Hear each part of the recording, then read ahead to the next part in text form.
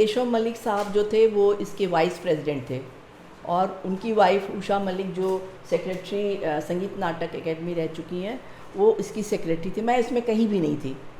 मुझे लगा कि मैं गवर्नमेंट जॉब में हूँ, चलो अपने को इस समय इससे बाहर ही रखती हूँ ताकि ये स्मूथली चले, और हमारे पास कोई स्पेस भी नहीं था। This space came up only after my retirement. जब हम लोग यहाँ ऊपर मैं शिफ्ट कर गई रहने के लिए, तो ये स्पेस को मैंने सोचा कि मैं अपना स्टूडियो बनाऊँगी। But some of my friends they said कि कितनी मीन हो तुम, अपने लिए केवल यूज़ करोगे, हम लोग को भी यूज़ करने दो। तो मैंने कहा हाँ ठीक है, हर समय मेरे लिए क्या है। मैंने सोचा मेरा वर्क डिस्प्ले में रहेगा, मुझे बड़े काम करने होंगे तो यहाँ ज़मीन पे रख के करेंगे, तो वो भी होता रहता है। लोग यहाँ बैठ के नीचे पेंट भी करते हैं, वर्कशॉप्स भी होते हैं। तो इस तरीके से स्टार्ट हुआ था।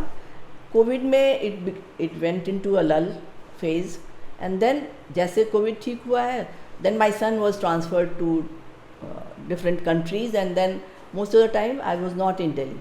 बट जब मैं रहती हूँ तो पूरे साल का जो 12 महीने में होना चाहिए, वो 2-3 महीने में लगती हूँ उसको करने। I take it as a task कि 12 इवेंट तो मुझे करने ही है। तो my brain works like that. फरवरी में हमने 4 इवेंट किए। एक बांग्लादेश का इंटरनेशनल एक्सचेंज था, where I was in Bangladesh. I had done a workshop with the fine art students of Dhaka university, और उनके प्रोफेसर्स ने भी उस वर्कशॉप में भाग लिया था मेरे साथ, और कुछ senior artist. So I taught them how to paint on hand woven textile. So that was the whole thing. So that was the only thing. फिर हमने इस तरीके से ये मल्टीपर्पज़, उसको सब यहाँ सबको काम करना पड़ता है। ज़्यादा देर रुक जाओगे तो तुम लोगों से भी काम करवाने लगेंगे। एनीवे तो वही चल रहा है। उस एग्जीबिशन को हमने वहाँ किया। It was displayed in Dhaka university and Indian High Commission, and after that we wanted to bring it here, but Bangladesh situation became not so congenial. So this professor was coming for India Art Fair. Then she said कि आपने promise किया था, तो हमने कहा मैं अपने promise पे स्टैंड करती हूँ, बट तुम लेकर आओ। She was able to bring it, so we had this exhibition. उसका क्लोजिंग जो था उस पर हम लोगों ने, कश्मीर पे भी हम लोग बहुत काम करते हैं, बिकॉज आई फील दैट उनके अंदर बहुत सारा एंग्स्ट है, स्पेशली कश्मीरी पंडित्स। कल एक सेशन भी था हमारा उसके ऊपर। सो उनका एंग्स्ट कैसे निकलेगा? डायलॉग से निकलेगा, बातचीत से निकलेगा। So we do lot of events on based on Kashmir. तो एक बुक लॉन्च कश्मीर के ऊपर किया, फिर उसके बाद एक और इवेंट किया जिसमें रैना साहब खुद आए थे। 3-4 घंटे यहाँ बातचीत हुई, ऐसे हुआ। कल भी एक सेशन था। So we do what is required of us in this sense that जहाँ जिसको कोई भी वॉइस नहीं मिल रहा है, कोई प्लेटफॉर्म नहीं मिल रहा है, उसको हम लोग एक बार एक अपॉर्चुनिटी दे देते हैं। एक छोटा लड़का जो स्टीफेंस में पढ़ता था, उसने जून में सोचा कि एक तुम आए थे उसमें कबीर वाले इवेंट में, तो एरिक ने सोचा कि मैं ना टिकटिंग इवेंट करूँगा, बहुत ब्राइट है, और मैं लोधी गार्डन में कर लूँगा। तो उसको 2 लोगों ने समझाया कि जून के महीने में तुम ओपन में करोगे तो तुम्हारा टिकट तो बहुत दूर की चीज़ है, तुम्हारा कोई ऑडियंस ही नहीं होगा। तो बोला मैं कैसे करूं, फिर मुझे करना है। उनका कि शहर में एक संगीता गुप्ता रहती हैं जो है तुम्हारे जैसे लोगों की बात सुन लेती है, तो तुम मेरा नाम लेके उनको फ़ोन करो और बोलो कि मैम मुझे करना है। तो मैंने कहा देखो मैं गारंटी नहीं लेती हूँ, ये इवेंट तुम्हारा है, स्पेस मैं दे दूँगी। यहाँ कबीर का जब इवेंट हुआ था तो वहाँ सीढ़ियों तक लोग बैठे थे, उसके सारे टिकट पहले से प्री बुक थे, and he was only may be 18-19 year old, very brilliant. तो हम ऐसे आउट ऑफ द बॉक्स लोगों को भी प्रमोट करते हैं जो कुछ करने का हौसला रखते हैं, जिनमें पैशन है। सो उसने किया। उसमें एक सिंगर आ गई बहुत फेमस, रश्मि अग्रवाल, उन्होंने गाया, मैंने उसको एंकर कर दिया। हम लोग उसके लिए तत्पर थे कि चलो एरिक का प्रोग्राम है, मैं एंकर कर देती हूँ। अब बहुत अच्छे से हुआ। Eric is doing very well. उसको मैंने 1-2 जगह रिकमेंड कर दिया कि बहुत अच्छा बोलता है, उसको एंकर में ले लो। तो he is earning his pocket money, maybe his graduation is over now. So that kind of things we do, which I don't know what would be the outcome, but it gives me satisfaction. So this is the background. तो तब से ये हमारा चल रहा है centre. बहुत सारे फॉरेन कंट्री, अभी इज़राइल का शो था, एक आर्टिस्ट आई थी जो पोएट भी है और उसका आर्ट वर्क भी यहाँ पे डिस्प्ले था। अभी जो आप वॉल पे कलर्ड वर्क देख रहे हो, ये भारती प्रजापति का है। मैंने इसको ऐसे लिया था कि शब्द रंग है काम में, तो शब्द और रंग एक साथ कैसे आ सकते हैं। तो इधर जो वॉल पे आप थोड़ा सबड्यूड वर्क देख रहे हो, ये सब मेरा काम है। उसमें मैंने डिफरेंट लोगों के शेर को डाल के कोलाज बनाया है। और उधर वो जो लंबा वाला है वो मेरी पोएम है, उसको मैंने पेंट कर दिया है और फ्रेम कर दिया है। कबीर पे मेरा भी काम था, ऐसे ही चल रहा है। तो इन सारी चीज़ों से क्या शब्द रंग हो गया। और रात को जब हम लोगों ने फर्स्ट डे ख़त्म किया तो मीता पंडित, वो उस प्रोग्राम का नाम था शब्द राग, तो मैंने अपनी पोइट्री पढ़ी, एक पोएम पढ़ा और उससे आगे लेकर मीता ने उसको कोई और अपनी पसंद के गाने गाए। फिर मैंने कोई पोएम पढ़ा, फिर उसने गाया, तो वो भी प्रोग्राम लोगों को पसंद आया था।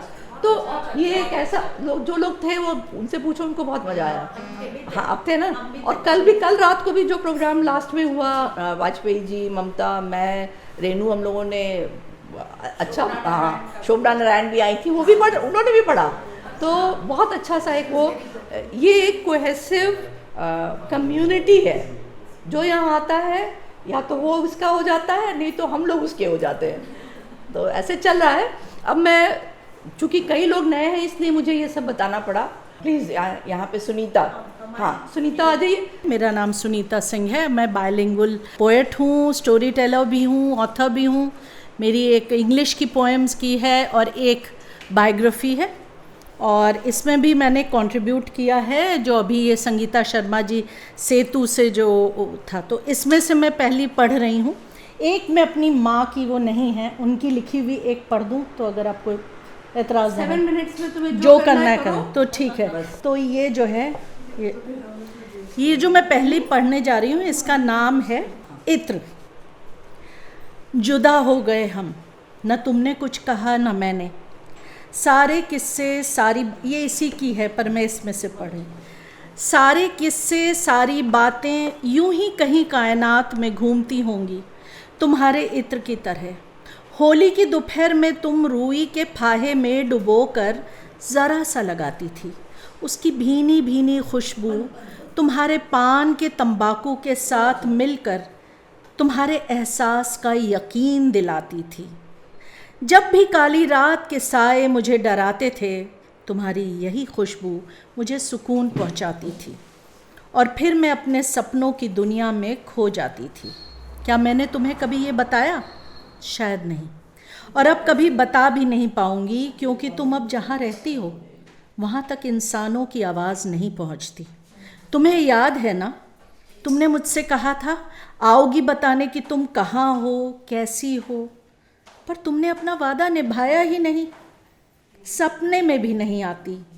मैं भी शायद अब तुम्हें कुछ कुछ भूलने लगी हूँ, लेकिन कभी कभी तुम्हारे इत्र की खुशबू मेरे मन मस्तिष्क में कौंध जाती है, और तुम्हारी तस्वीर मेरे नैनों के सागर में दमकने लगती है। ये मेरी पहली थी। Traffic signal.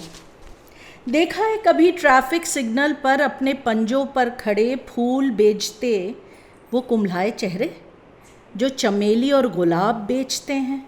झांका है कभी अपने फ़ोन से नज़र उठाकर उनकी आँखों में? कुछ दबे कुचले सिकुड़े से सपने पनपते हैं, देखा है कभी? अब ये थर्ड वाली मेरी जो है, ये मैं हौस खास एक वॉक के लिए गई थी, तो ये पोएम पढ़ी, थोड़ी लंबी है। इसका नाम है एक मुलाकात। एक दिन यूं ही घूमते घामते मैं जा पहुंची हौस खास। दरिया देखा, मदरसा देखा, तभी उन पुराने खंडहर से आई एक आवाज़। मैं ठिठक गई, चारों तरफ देखा, सब थे अपने में मग्न। मैंने भी चाल तेज़ की और चल दी। अचानक फिर से गूंजी वो आवाज़, मैं हूँ फिरोज़ शाह, दिल्ली का सुल्तान। तू कौन? मैं तो अदना सी आम इंसान हूँ, लेकिन आप हैं अगर सुल्तान तो दिखते क्यों नहीं? छिप छिप कर बात करना आपकी है आदत, या इसमें है कोई नसीहत? वैसे आखिरी बार जब मैं घर से चली थी तब दिल्ली सुल्तानों, बादशाहों, शहजादों और अंग्रेज़ों से आज़ाद थी। खामोश! कड़की फिर से आवाज़, और तभी नगाड़े बजने लगे। टप टप टप घोड़े दौड़ने लगे, ठक ठक ठक सिपाही चलने लगे। ऐसा लगा कि शाही सफारी शाही सवारी मेरे ऊपर से गुजर रही हो। झट से मैंने अपने को चुटकी काटी, आह अभी तो मैं जिंदा हूँ। पास की कोल्ड ड्रिंक की स्टॉल से पेप्सी ली और पी गई कि तभी फिर से गूंजी आवाज़, ए नामाकूल, मैं फिरोज शाह तुगलक हूँ, यहाँ मेरा राज है। कैसे जुर्रत की कि मुँह उठाकर चली आई। ओह हेलो शहंशाह जनाब, आप तो कब से दफन हैं। जिन बाजुओं के ज़ोर से जीती जंगे आपने वो अब निरस्त्र हैं। खाक में मिल गई आपकी शख्सियत, फिर काहे की शान। ये मिट्टी ही सच्ची है, सिपाही हो या सुल्तान, ये किसी को नहीं बख्शती। इसकी अंजुमन का भाईचारा है इतना बेहतरीन, अपनाती है ये सबको, चाहे हजरत हो या ख़वातीन, दीवाने गमज़दा या नाज़नीन हसीन। इसके असीम सीने में है गज़ब का बड़प्पन, खुल कर मिलती है और अपने मुलायम कोमल गोद में सबको सुलाती है। मेरी मानो तो फिर से सो जाओ, बदल गई सरकार, अब नहीं पहले जैसा तुम्हारा कोई अधिकार। कुछ सुल्तानों को तो 2 गज़ भी नहीं मिली वतन की मिट्टी, तुम्हारी कब्र पे तो फिर भी छत है। सूरज थक चुका है, सूरज थक चुका है, मट मैले बेनूर आसमान में चमकते चमकते, काले धुएं में सांस लेते लेते वो थक चुका है। अपने धधकते सीने के अंगारों को सुनहरे रेशम के धागे में पिरोते पिरोते वो थक चुका है। उसकी खिलखिलाती हंसी कहीं गायब हो गई है, शायद काली घटाओं में पिघल गई है। आज शाम पांव दबाए जाते हुए मैंने उसे देखा है, समुद्र की चादर ओढ़े। देखो वो सो रहा है, उसे सोने दो। जसवीर एक बहुत ही शाइस्ता दिल की इंसान है। ये बहुत सारी ऑनलाइन पोइट्री रीडिंग्स करवाती रहती हैं और अगर मैं दिल्ली में हूँ तो किसी भी तरह से मुझे पकड़ के मेरी पोइट्री रीडिंग हो जाती है। कई बार ऐसा होता है, हम बोलते टाइम नहीं है, तो कैसे तैसे एडजस्ट करके ये करती हैं। ये गाती भी बहुत अच्छा है। जिस दिन हमारा फंक्शन स्टार्ट हुआ था तो इनॉग्रेशन में एक सरस्वती वंदना इन्होंने गाया था, जो इन्होंने खुद ही कंपोज किया था। तो बहुत मल्टी टैलेंटेड हैं और ऑल्टरनेट मेडिसिन्स में डील करती हैं।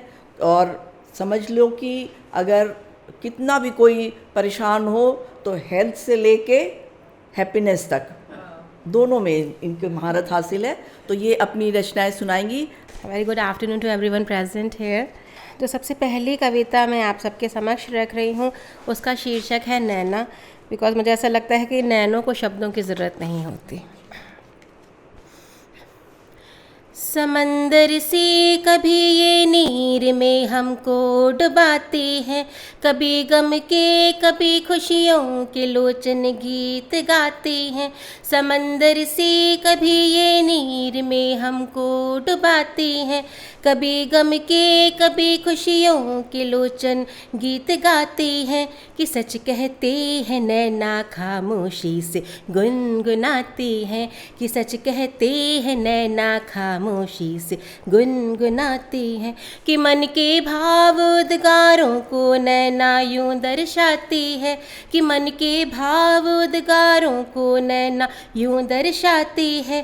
कभी मायूस तो कभी प्रीत के सपने दिखाती है, कभी मायूस तो कभी प्रीत के सपने दिखाती है।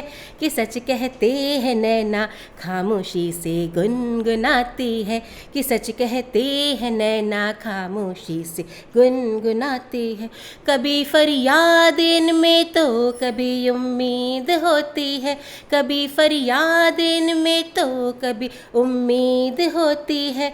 कभी यादें कभी प्रियतम की इनमें प्रीत होती है, कभी यादें कभी प्रियतम की इनमें प्रीत होती है।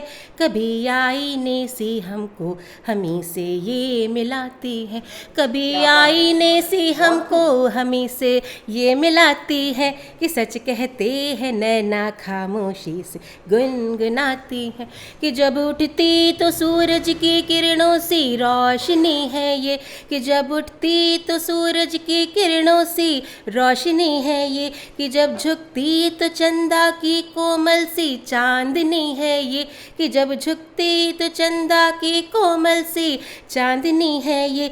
कभी कुछ व्यक्त करती हाले दिल को ये जताती है, कभी कुछ व्यक्त करती हाले दिल को ये जताती है कि सच कहते हैं नैना खामोशी से गुनगुनाती हैं। और आखिरी कुछ पंक्तियाँ कि कभी चक्षु में सपने चैनो सुकून या कोई दुआ, कभी नैनों में दिल को व्यक्त करती मौन की अदा, कभी नैनों में दिल को व्यक्त करती मौन की अदा, कभी जीवन को मानो एक दुल्हन सा ये सजाती है कि सच कहते हैं नैना खामोशी से गुनगुनाती है।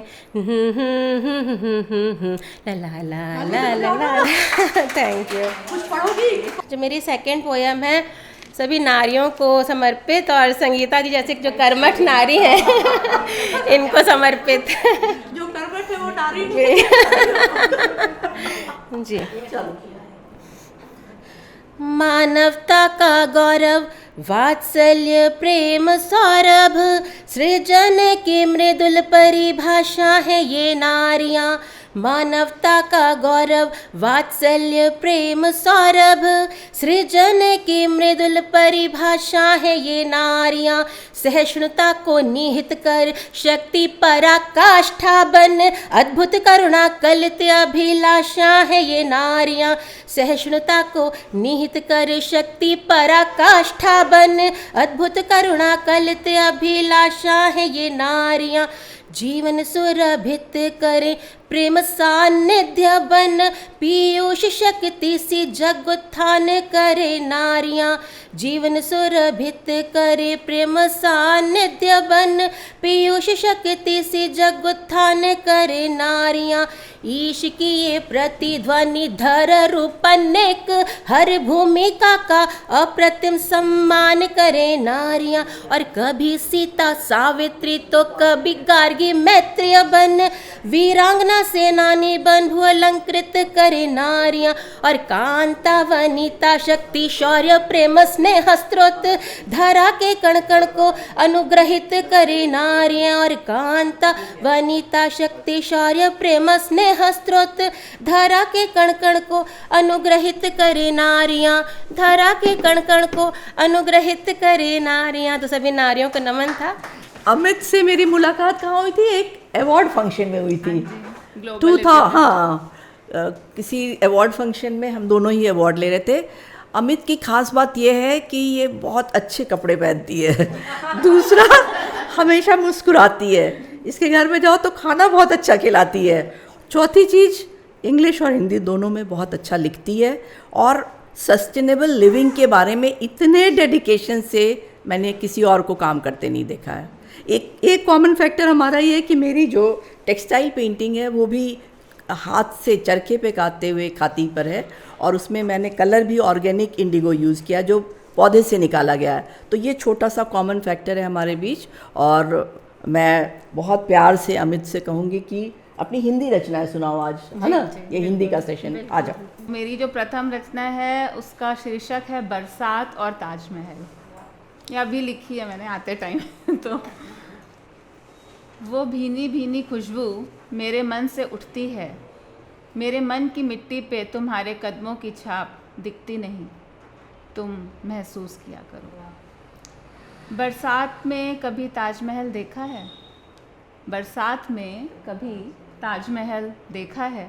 संगमरमर पे जमी धूल को धोता ताजमहल का पानी ताजमहल की ताजगी को महसूस किया करो। बारिश में सब जब किसी छाँव को ढूंढते हैं, बारिश में सब जब किसी छाँव को ढूंढते हैं, तब साफ सफ़ेद लिबास में पाजेब की छम छम लिए मैं ताजमहल की सीढ़ियाँ चढ़ती हूँ। मुझे कभी महसूस किया करो। यमुना जो शांत थी, बरसात आते ही कैसे हिलोरे मारती है, लहरें उफान मचाती हैं। कभी महसूस किया करो, पत्तों से जो बरसात की बूंदें टपकती हैं, वो उन पत्तों का दर्द बयां करती हैं। क्या बात है, कभी बहुत अच्छे, शुक्रिया बहुत अच्छे। शुक्रिया। कभी महसूस किया करो, ताजमहल के आंगन में बारिश के आने से रागों, छंदों, गज़लों की आवाज़ों को कभी महसूस किया करो। यह लिख दिया और कह रही हूँ, क्योंकि मैंने बरसात में ताजमहल को महसूस किया है। बहुत क्योंकि खूब, मैंने बहुत खूब। बरसात में ताजमहल को महसूस किया। शुक्रिया।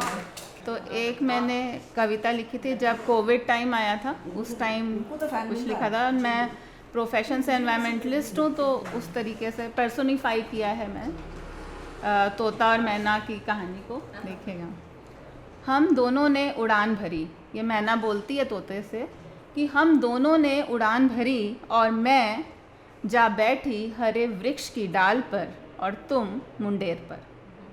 वृक्ष की कोमल जीवित हरी डाली कच्चे पके अंबिया से लदी हुई और सीमेंट स्टील से बना मुंडेर ऊंची गगनचुंबी इमारत की। याद है मुझे मुंडेर पर इतराते तुम, भरे सीने में उल्लास, और मैं तुमसे बिछड़कर कुछ दुखी कुछ उदास। पर जल्द ही मेरा सूनापन जाता रहा। मेरी सहेली गौरैया थी जो वहाँ, तुम्हारी मैना ने अपनी नई दुनिया बसा ली थी और कोयल से संगीत की क्लासेस लेनी शुरू कर दी थी। तुम्हारी सुंदरता से मोहित इमारत के मालिक ने तुम्हें घर दे दिया था, जिसका नाम था पिंजरा। बहुत अच्छे। वो पिंजरा सोने का तो नहीं, पर सोने से कुछ कम भी नहीं। तुम्हें ऑर्गेनिक खाना और आरओ का पानी मिल जाता था। दाना और पानी के लिए यहाँ वहाँ भटकना नहीं पड़ता था। तुम उड़ना, फुदकना, चहकना भी तो भूल गए थे। सुना है तुम्हारे मालिक को ऑक्सीजन की सिलेंडर खरीदने पड़ रहे हैं। क्या तुम्हें भी ऑक्सीजन नहीं मिल पा रही? हो सके तो अंबिया की डाल पर वापस आ जाओ, बच जाओगे। मैंने बच्चों को उड़ान भरना सिखा दिया है और उनसे कहा है, उड़ान के बाद हरे वृक्ष पर बैठें, ना कि मुंडेर पे, ऊंची ऊंची गगनचुंबी इमारत की मुंडेर पे। बहुत खूब। एक और सुनाओ। उर्मिला हाँ, जी के सुनो, ऊपर है। सुनो। क्या कहूँ उर्मिल की बीती, बिरहन सुहागन की अतुलनीय प्रीति। प्रतीक्षा में लखन मिलन के पथरा गए थे नैना। डंक मारे दोपहरी डसी जाती थी रैना। प्रस्थान किए, अब उर्मिला जी लक्ष्मण को बोलती हैं, प्रस्थान किए जब वन में एपिय, अल्प निद्रा में थी तेरी उर्मिला, जो थी सुहागन बन गई जोगन। तुम पास नहीं फिर क्यों सांस है चलती, हवा में जैसे अग्नि घुलती। क्या कहूँ क्या पूछूं तुमसे उर्मिल, तुम भी साथ चलो वन। एक बार कह देते मन से, स्वर्ण चुभे है चांदी, रेशम के धागे अनल बने हैं।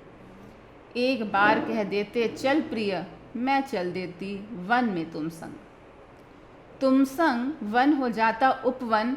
विरह के कष्ट नहीं मैं पाती, जो तुम कहते चल उर्मिल, सच में लगता हम जीवन साथी। कहा न तुमने कुछ भी जाते, ना देखा मुझको ना कोई बातें। चले जाते थे जब वन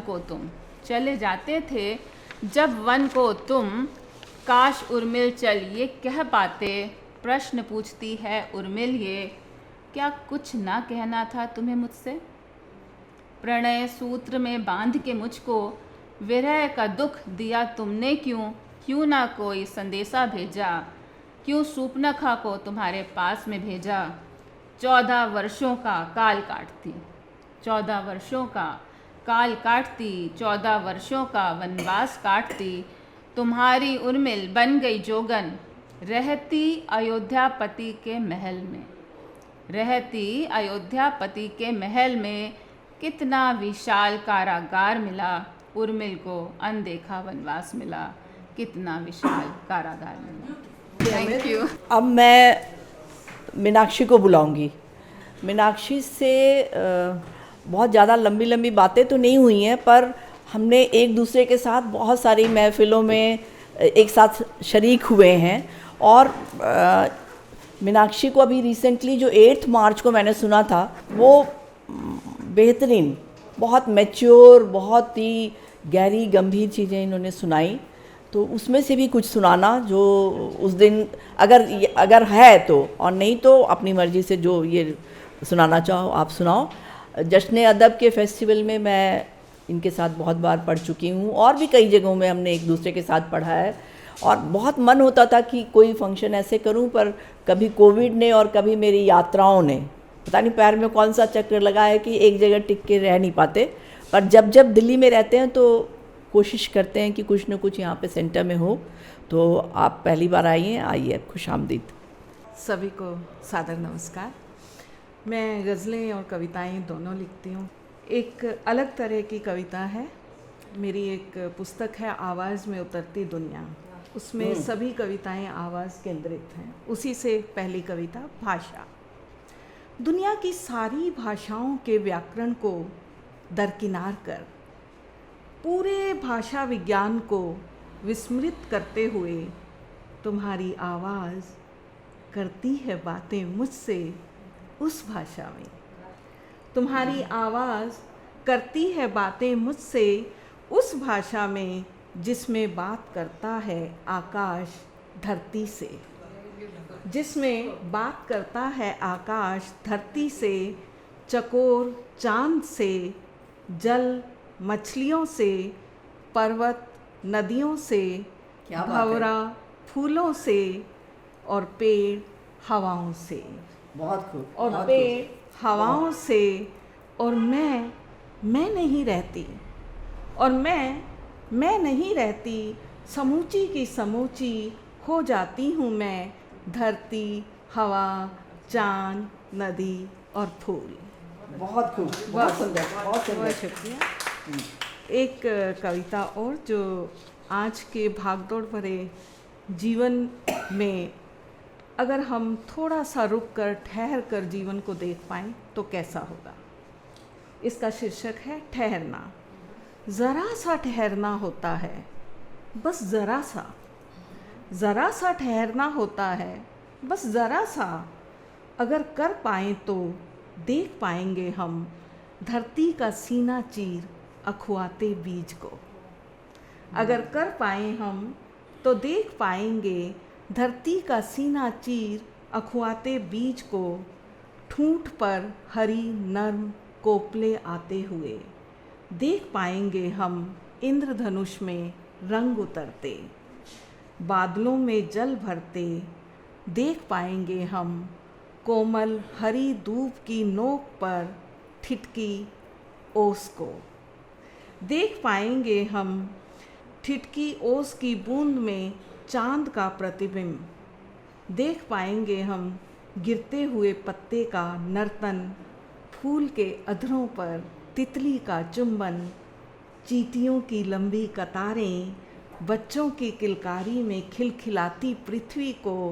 देख पाएंगे हम एक उम्मीद को चेहरा बनते, एक स्वप्न को आकार लेते।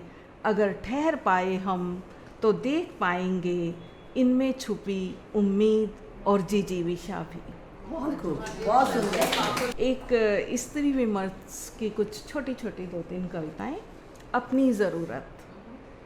जैसे बहुत थक चुकने के बाद तुम्हें तलब सी उठती है एक प्याली गर्मा गर्म चाय की, या फिर सिगरेट के एक गहरे कश की, या फिर दीवार से पीठ टिका पलके मूंद एक मीठी झपकी की। बिल्कुल ऐसे ही आज मेरे भीतर एक तलब सी उठी है। बिल्कुल ऐसे ही आज मेरे भीतर एक तलब सी उठी है, अपने आप की, अपने लिए ही महसूस हुई है अपनी ज़रूरत। क्या बात है, बहुत लास्ट की शुक्रिया। 2 लाइनें फिर से पढ़ दो जरा। बिल्कुल ऐसे ही आज मेरे भीतर एक तलब सी उठी है, अपने आप की, अपने लिए महसूस हुई है अपनी ज़रूरत। ऐसी ही एक छोटी सी कविता और है। स्त्रियों के दुख जब तरल हुए तो, स्त्रियों के दुख जब तरल हुए तो बह उठे नदियाँ बन, और जब बह नहीं पाए तो जम गए सीने में कठोर पहाड़ बन। क्या बात, जब बह नहीं पाए तो जम गए सीने में कठोर पहाड़ बन, तब पुरुष ने नदी में पाँव पछारे, पुरुष ने नदी में पाँव पछारे, चढ़ाई की पहाड़ पर और उन्नत शिखर पर पहुंच गर्व से हंसा। एक और छोटी सी कविता है, बुद्ध। ममता और करुणा जन्मजात गुण था उसका, ममता और करुणा जन्मजात गुण था उसका, कहीं से प्रशिक्षण नहीं लेना पड़ा। प्रेम उसकी सहज स्वाभाविक प्रकृति, प्रेम उसकी सहज स्वाभाविक प्रवृत्ति, दया ईश्वर प्रदत्त, दया ईश्वर प्रदत्त, त्याग मिला उसे घुट्टी में, त्याग मिला उसे घुट्टी में, अनुराग भरा हृदय तो लिए थी वो सदा से। क्या बात है, अनुराग भरा हृदय तो लिए थी वो सदा से, पर सिखाया गया उसे विरक्त रहना, पर सिखाया गया उसे विरक्त रहना। परिवार को केंद्र मान ध्यानस्थ रही वो हमेशा, परिवार को केंद्र मान ध्यानस्थ रही वो हमेशा। बुद्धू बनी दोनों हाथों से लुटाती रही, करुणा ममता प्रेम दया, पर कभी बुद्ध ना कहलाई, क्या पर बात है, कभी बहुत बुद्ध ना खूब, कहलाई। बहुत खूब, बहुत शुक्रिया। एक छोटी सी अच्छा चलो आखिरी एक में, छोटी और सुना दो। ये बेटियों पर हैं। बेटियां अक्सर माता पिता को याद करती रहती हैं, उसी दृश्य को मैंने पंक्तियों में बांधा है।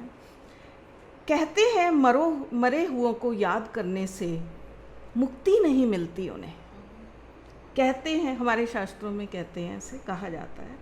कहते हैं मरे हुओं को याद करने से, सपनों में देखने से, उनसे बातें करने से मुक्ति नहीं मिलती उन्हें। बेटियां जहाँ भी हों, बेटियां जहाँ भी हों, घर परिवार में, तीज त्योहार में, गाहे बगाए, खुशी में दुख में, सबसे छुपकर रोती हैं, आँख बचाकर रोती हैं, सबसे छुपकर याद करती हैं पिताओं को। तो क्या बेटियों के पिताओं को कभी मुक्ति नहीं मिलती? क्या बात, तो क्या बेटियों के पिताओं को कभी मुक्ति नहीं मिलती? बहुत बहुत शुक्रिया, बहुत बहुत अच्छे, बहुत अच्छे, बहुत अच्छा पढ़ा आपने। बहुत शुक्रिया। अक्षत से मेरी मुलाकात 6-7 साल पहले जब हम लोग ये सेंटर स्टार्ट कर रहे थे तब हुई थी, और हम लोगों ने बहुत सारी चीज़ें कोलैबोरेशन में की है।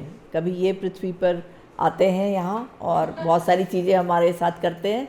कभी इनका एक सेंटर है ओखला में, अर्बन फ्रिंज, तो मैं वहाँ जाती हूँ, कभी अपनी फिल्में दिखा लेती हूँ, कभी कविताएं पढ़ लेती हूँ। उनका एक महीने में एक इवेंट पोइट्री का होता है, और इसके अलावा आर्ट एग्जीबिशंस करते हैं। बहुत सारा जो आप दिल्ली में अब वॉल आर्ट देख रहे हैं लोधी रोड पे खास करके, उस प्रोजेक्ट के पायनियर हैं ये। और जैसे कोई मुसीबत आ जाए कि मेरे पास प्रोजेक्टर नहीं है, मुझे फिल्म दिखानी है, प्रोजेक्टर दे दो, तो ये सब उधारी भी हमारे पर हमारी आपस में चलती है। और अगर मैं कहूँ कि कभी भी मैं, अगर ये बात बहुत गंभीर है और मैं बहुत दिल से कह रही हूँ कि अगर मुझे कभी भी सेंटर को चलाने में कभी कोई प्रॉब्लम आई या आएगी तो सबसे पहले मैं अक्षत को ही फ़ोन करूँगी। ये बहुत अच्छा लिखते हैं, गाते भी बहुत अच्छा है। वो वाला सुनाओगे जो उस दिन सुनाया था? अच्छा जो अच्छा ठीक है, आओ जो तुम्हें सुनाना सुनाओ। ये सुबह 7 बजे से काम कर रहा था यमुना फ्रंट पे, क्लीनिंग का जो वो है उस प्रोजेक्ट में भी है। इस तरह के स्ट्रीट आर्ट और सोशल अवेयरनेस क्रिएट करने के बहुत सारे प्रोजेक्ट्स में अक्षत का नाम रहता है। इसका शीर्षक है बेसन के लड्डू, और ये मेरी जो ग्रैंड मदर हैं उन्हीं के लिए लिखा गया है। तो पतली कमज़ोर सी उंगलियां, एक हथेली गर्म सी, सांचे में डालती बेसन को, पर पहले बहुत सा काम। गर्म कढ़ाई में घी, भुनता हुआ उसमें बेसन, भूरा रंग, काली कढ़ाई, पर पहले बहुत सा दर्द। सांचा हथेली का गोल, स्थिर हथेली, घूमती उंगलियां, उठा पटक, धमक धमक, पर पहले बहुत सा उत्साह। गोल गोल छोटी सी गोली, फिर एक अदद बड़ी सी भी, उछाल दबाव, टाल मटोल, पर पहले बहुत सा लगाव। प्रेम से सींच कर बढ़ता बचपन, नन्ही मुट्ठी, तनी हुई उंगली, और कंधे पर स्तंभ समान, पर पहले बहुत सा विचार। बेसन का लड्डू, पूर्ण परवरिश, एक समान नहीं कोई भी अंतर, चूल्हे का चाप, जीवन की चाप, पर पहले बहुत सा लाभ। उदार भरी झोली, ममत्व भरी बोली, राजा रानी और परियों भरा बचपन, पर पहले बहुत सा आदर सत्कार। बड़ों का आदर, छोटों को प्यार, समझ इसकी जो मिल जाए हमें, अपनापन अपनों से आए शायद, पर पहले बहुत सा पुण्य। पुण्य पाप कर्म उद्धार, जीवन का है मर्म यही, पर माजी के हाथ के बेसन के लड्डू, तो संपूर्ण हूँ सार्थक भी, पर पहले बहुत सा श्रम। हृदय में अमिट छवि, जीवन में समझ, प्रेम और प्रयास, आस बनी मिलने की अपने प्यारे बेसन के लड्डू से, पर पहले एक ही प्रण। ज्ञान मेरे जीवन का है यही, मैं हूँ आज भी, तो तुम हो मुझ में आज भी, पर पहले हो तुम सिर्फ मेरा एहसास, आखिर मैं भी तो तुम्हारा ही एक बेसन का लड्डू। तो मैं मेट्रो में जा रहा था और एक लाइन मेरे दिमाग में आ गई, और वो लाइन ऐसी अटक गई कि मेरे को जो है मेट्रो से उतरना पड़ा। और लिखा मैंने मेट्रो पे ही है, मतलब मोबाइल पे ही है, ऐसा नहीं कि हाथ से लिख रहे तो कोई डिस्टर्बेंस ही नहीं वो, बट वो डिस्ट्रैक्शंस थी बहुत ज़्यादा। तो I had to just find a moment कि मैं यहाँ खड़े होके आराम से पहले टाइप कर लूँ अपना, and it's a longest poem. बहुत अच्छा लगा। नहीं, जैसे मैं कहता हूँ ना कि कविता होती है, ये चीज़ें हो जाती है, तो we should be ready when it is there. तो लोगों का जो एक प्रोसेस होता है, मेरा नहीं है कि लोग अपने आसपास जो है वो कागज़ कलम रखते हैं। इसका the title is phantom on the roll. There's a train entering tunnel, a phantom's on the roll. Darkness is falling, for a phantom's on the roll. On the roll, roll, roll, for a phantom's on the roll. Light striking bright, for their eyes still shining bright. But the moon's taking cover, and a phantom's on the roll. A cloud's passing over, the phantom's on the roll. On the roll, on the roll, the phantom's on the roll. Strange are the ways of those that take a stride, taking by the hand of the veiled bride, shouting all the way with the phantom on a roll. Smiles stuck on the lips, fear in the eyes. Run, run, run, slip, slide, but run. Come on, for the phantom's on the roll. On the roll, on the roll, for the phantom's on the roll. Record stuck, needle stuck, a phantom's on the roll. You can't run far, forever mine, for I am the phantom, and the phantom's on the roll. You are mine, mine, mine, mine, and I am your phantom, and I am on the road. Tunnel to your train, cloud to the moon, I'm a phantom and we roll. Beautiful. मैंने बिल्कुल सच कहा कि हम लोग मिले थे पृथ्वी की वजह से, और काफ़ी चीज़ों में इन्होंने मेरी मदद करी और काफ़ी चीज़ों में मैं आ पाया। हमने साथ में इवेंट्स यहाँ भी करे और ये हर महीने आती रहती हैं। हाँ। चाहे वो पोएट्री के लिए हो, चाहे वो हमारे यहाँ एग्जीबिशंस रशियन आर्टिस्ट की लगी। हमारा नाम है अर्बन फ्रिंज। मैं सिर्फ ये फ्रिंज की बात बता देता हूँ, ऑल्दो मैं 7-8-10 मिनट कर चुका हूँ, so I am sorry for that. Fringe का मतलब है something that is on the edge, मतलब हमारे जो टैसल्स वगैरह भी होते हैं, हमारे शॉल के जो या मफलर्स के भी एजेस जो होते हैं वो फ्रिंज होते हैं, बट फ्रिंज की अपनी ब्यूटी है।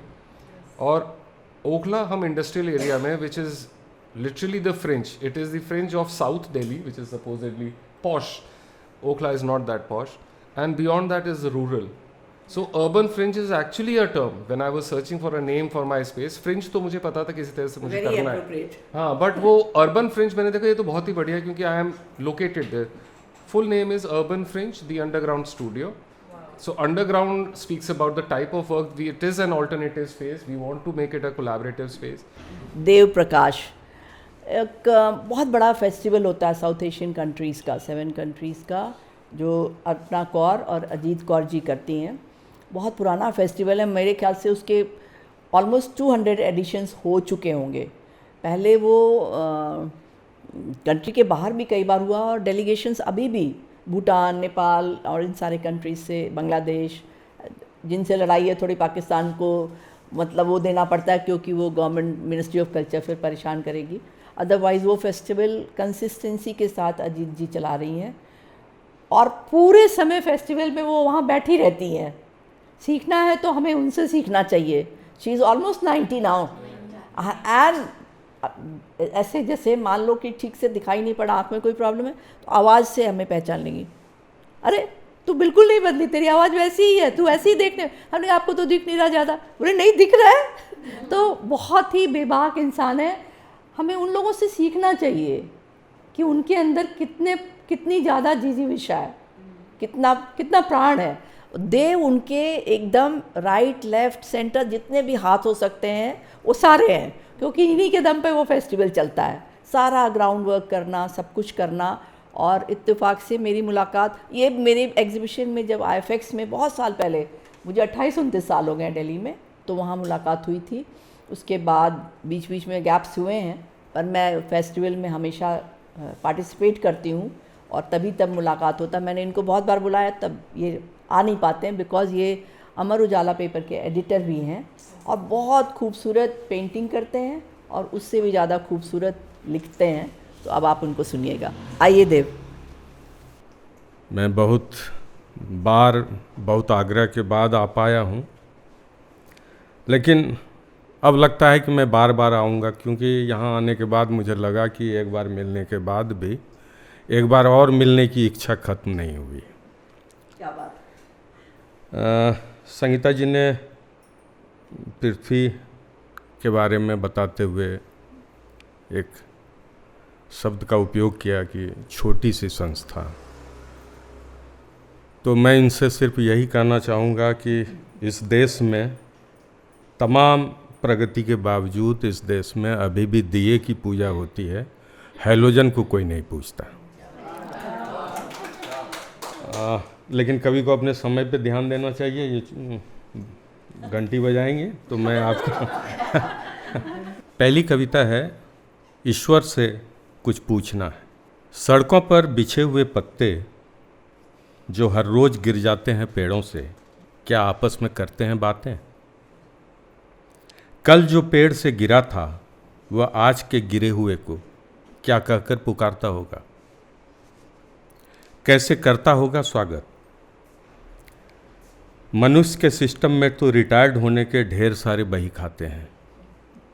कुछ पेड़ों के पास मौसम होता है, कुछ पेड़ों के पत्ते बेमौसम भी गिरते हैं। पता नहीं पेड़ पतझड़ को क्या कहते होंगे। गिरते हुए पत्तों का मौसम एक सवाल लेकर आता है, पत्तों के रिटायरमेंट की उम्र कौन तय करता है? क्या बात है, बहुत अच्छा। पत्तों के रिटायरमेंट की उम्र कौन तय करता है? और एक बात जानना जरूरी है मेरे लिए, ईश्वर पत्तों की आत्माओं की खोज खबर रखता भी है नहीं?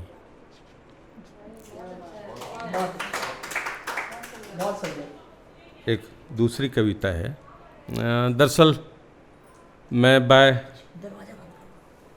हार्ट जो है वो फाइन आर्टिस्ट हूँ, लेकिन प्रोफेशन में एक अखबार का एडिटर हूँ, तो इसलिए दोनों में एक किस्म का द्वंद्व भी चलते रहता है। दूसरी कविता है थक कर नहीं बैठते रंग। थक कर नहीं बैठते रंग, वे हमारे जीवन में करते हैं ताक झांक। वे पूछते हैं कुछ सवाल, यादों का बोझ लिए हम कहाँ तक जाएंगे। सिमटती और ओझल होती प्रतीक्षा, किसी खूंटी पर टंगे सपने, दीवार पर सीलन के धब्बे, बचपन के गुल्लक में खनकते सपने। कुछ दबी हुई चीखें, अलाप की तरह दिल में गुनगुनाता प्यार, देवताओं के दरवाजे पर प्रार्थना के कुछ स्वर, पत्थर के पड़ोस में बरगद का एक पत्ता। इन सब को एकत्र कर रंग हमारे लिए रचते हैं एक और संसार, जहाँ सब कुछ नष्ट हो जाने के बाद भी हमेशा बचा रह जाता है स्वीकार और प्यार। बहुत अच्छे, बहुत अच्छे। एक बार और पढ़ दो, एक बार पढ़ दो, लास्ट 4-5 लाइन। दिल में गुनगुनाता प्यार, देवताओं के दरवाजे पर प्रार्थना के कुछ स्वर, पत्थर के पड़ोस में बरगद का एक पत्ता। इन सब को एकत्र कर रंग हमारे लिए रचते हैं एक और संसार, जहाँ सब कुछ नष्ट हो जाने के बाद भी हमेशा बचा रह जाता है स्वीकार और प्यार। बहुत सुंदर, बहुत सुंदर। देखना एक दिन, देखना एक दिन गहरे काले धुएं का गीली लकड़ी में से उठना। देखना एक दिन पुराने बक्से से तावीज़ों का बिखर जाना।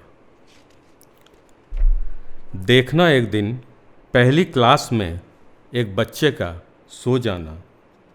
देखना एक दिन पुरानी कमीज में धागे से बटन का टकना। देखना एक दिन बचपन के खिलौनों का कबाड़ में बिक जाना। देखना एक दिन इंटरनेट पर तन्हाई के अकाउंट का खुलना। और देखना एक दिन किसी का नहीं देखना। ये होली पर एक कार्ड बनाने वाली कंपनी है, उसने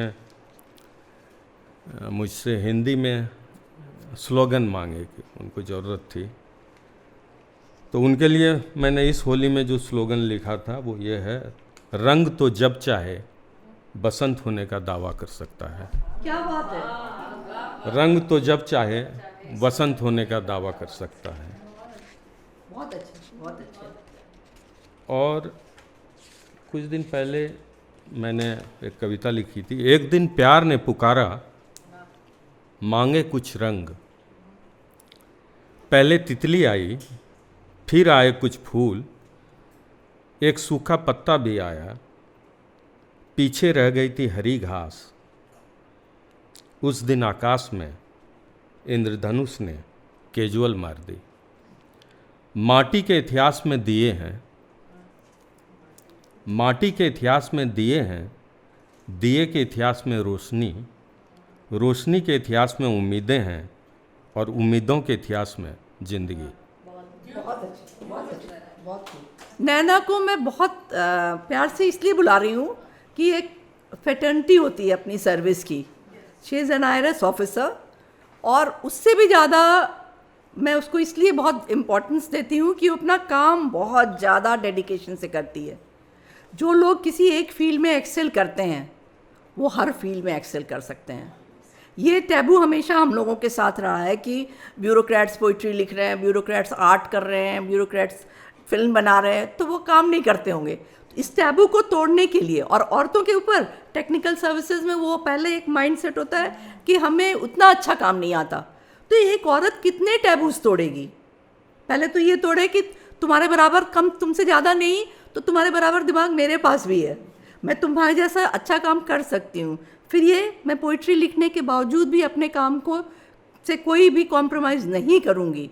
ये सब प्रूव करना एक बहुत सारे ग्लास सीलिंग्स हैं, एक औरत जब आपके सामने खड़ी होती है तो उसने कितने ग्लास सीलिंग्स तोड़े हैं आपको नहीं पता, क्योंकि हम ये कहना नहीं चाहते।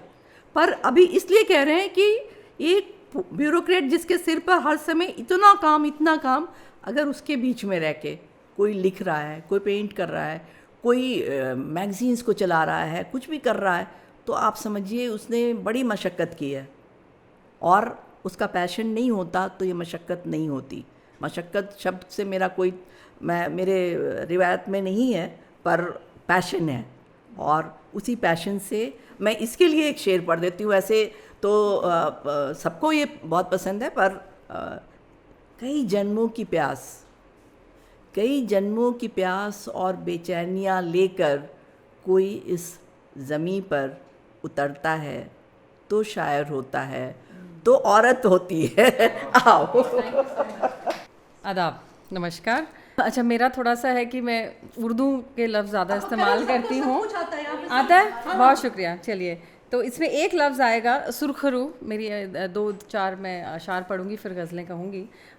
सुरखरू इसमें एक लफ्ज़ आता है जिसका मतलब होता है कामयाब, सक्सेसफुल।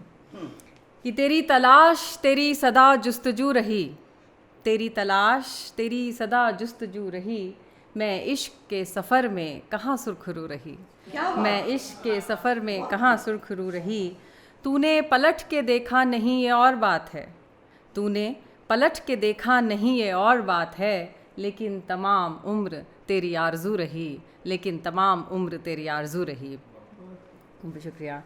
और एक ये मेरा बहुत पसंदीदा कथा है मेरी, ये मुलाहिज़ा करें कि ये ऑफ कोर्स नौकरी से भी जुड़ी हुई बात है कि you make a choice when you join the services. So this is one choice I made.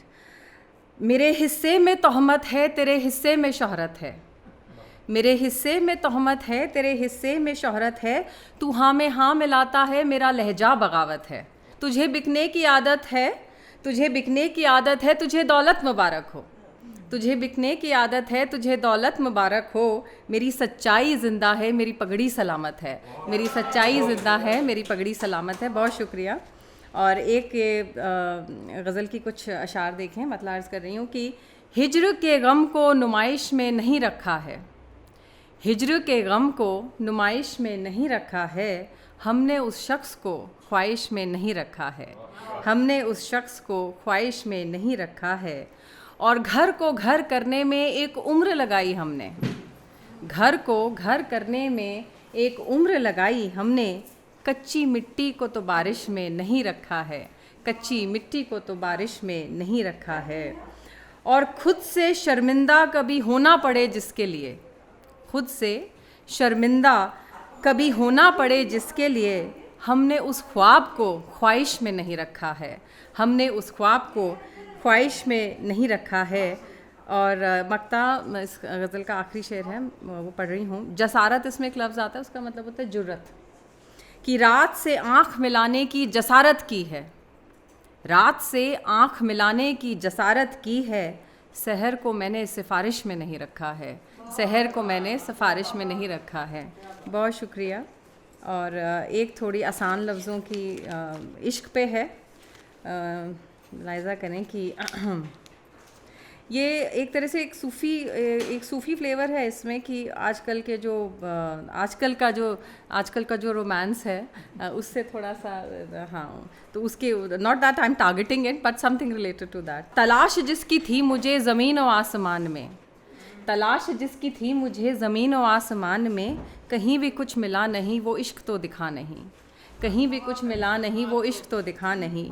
वो किस जहाँ के लोग थे, वो किस जहाँ के लोग थे जो लेते इश्क जोग थे, वो किस जहाँ के लोग थे जो लेते इश्क जोग थे, इधर अता पता नहीं वो इश्क तो दिखा नहीं, इधर अता पता नहीं वो इश्क तो दिखा नहीं। अभी तलक तो कट गई बची गुज़र ही जाएगी, अभी तलक तो कट गई बची गुज़र ही जाएगी, मगर कोई गिला नहीं वो इश्क तो दिखा नहीं।